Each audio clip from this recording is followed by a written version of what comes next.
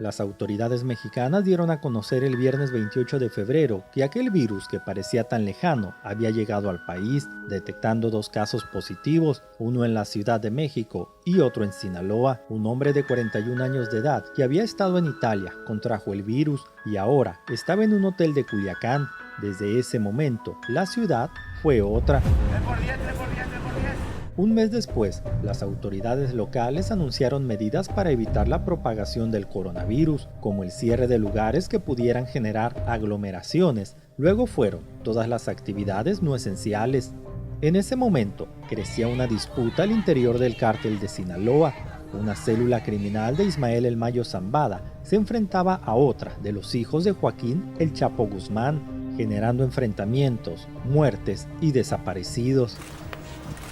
Antes de comenzar el 2020, la Fiscalía reconocía poco más de 4.000 personas desaparecidas en Sinaloa, pero integrantes de colectivos de búsqueda, defensores de los derechos humanos e investigaciones periodísticas daban cuenta de al menos unos 10.000 casos, situando al Estado como uno de los primeros a nivel nacional.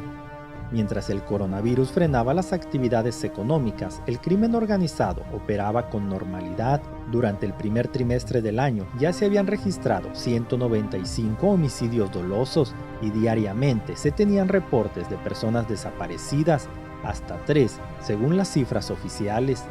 En Sinaloa trabajan 12 colectivos que buscan personas desaparecidas y existe una brigada estatal.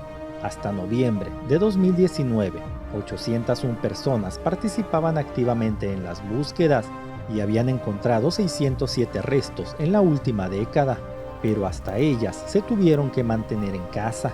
Uno de esos colectivos es Sabuesos Guerreras, liderado por María Isabel Cruz, quien busca a su hijo Yosimar, desaparecido el 26 de enero de 2017. Los delincuentes lo sacaron de su casa en Culiacán.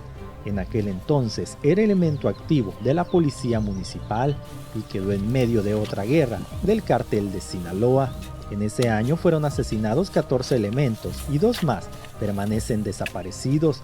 Desde entonces, su madre lo ha buscado incansablemente. Al principio de la pandemia permaneció encerrada, pero no pudo soportarlo demasiado tiempo. Su colectivo fue el primero en salir a buscar. A principios de abril, con trajes especiales, guantes y demás equipo de protección que les fue donado por la sociedad, reactivaron las búsquedas con resultados positivos. Bueno, no nos detenemos porque los desaparecidos siguen desapareciendo más y más. Tristemente la delincuencia no descansa y pues nosotros tenemos la necesidad de encontrar a nuestros hijos, ¿no? Que sabemos que las autoridades pues no las buscan y menos con esta contingencia, menos la van a buscar. Las pistas se van borrando y nosotros el cuerpo se va cansando y pues yo creo que no vamos a descansar hasta encontrarlos porque esa es la misión, encontrarlos, nada más. Durante una de sus búsquedas, un disparo certero tumbó el dron con el que mapeaban en terrenos complicados, lo que fue visto como una amenaza, otro de los riesgos de buscar a los desaparecidos en Sinaloa. Para la mitad del año ya habían reportado 503 personas desaparecidas en la entidad y la situación se agravaba con una recomendación emitida por la Comisión Estatal de los Derechos Humanos, revelando que 142 elementos policíacos habían sido denunciados por desaparición forzada de 2008 a 2019, señalando además que las autoridades demostraban poca intención de investigar a fondo, destruyendo la poca confianza que las rastreadoras aún tenían hacia las autoridades.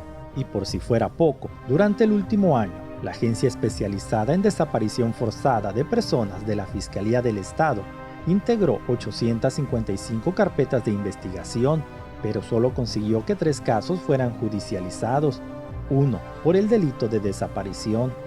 Para complicar más su trabajo, la guerra interna en el cartel de Sinaloa alcanzó su clímax durante junio, con la matanza de 16 personas en la sierra de Culiacán y aumentando las desapariciones hasta 4 reportes diarios. ¡Seguiremos Para conmemorar el Día del Detenido Desaparecido, las integrantes de algunos colectivos salieron a las calles, marcharon y protestaron para exigir respuesta a las autoridades, entre ellas Alma Rosa Rojo, quien busca a su hermano Miguel Ángel desde el 4 de julio de 2009. Nosotros hemos pedido mucho al fiscal que nos dé la cifra real que ellos tienen, ¿no? La real. Sin embargo, ellos dicen que esa es la real y no es cierto. No es cierto eso. No hay una cifra, ellos no nos dan la cifra real. Necesitamos que haya más unión entre ellos y entre la Comisión Estatal de Búsqueda y entre nosotros mismos como familiares. Que esos registros los tengamos nosotros como familiares, porque creo que es un derecho que tenemos. Después de eso, y con 688 reportes de desaparecidos, intensificaron las búsquedas en todo el estado, extrayendo decenas de cuerpos de fosas clandestinas, incluso en la zona en conflicto del cartel de Sinaloa, donde encontraron un aparente cementerio clandestino, donde uno de los cuerpos era el de un exagente policíaco. Somos una de las entidades donde se lamentan un mayor número de casos y además de fosas encontradas también, ¿no?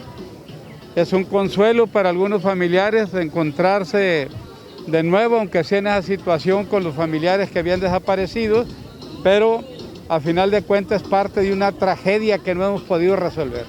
Los datos oficiales de la Secretaría de Gobernación son de 9.702 reportes de personas desaparecidas en Sinaloa, del 15 de marzo de 1964 al 13 de julio de 2020, de los cuales 4.851 siguen ausentes y el 18% de las que han sido localizadas fueron encontradas sin vida. Este número sí ha venido un poco más a la baja últimamente. También es cierto que muchas de las personas por las que se presenta una denuncia de desaparición afortunadamente aparecen con vida.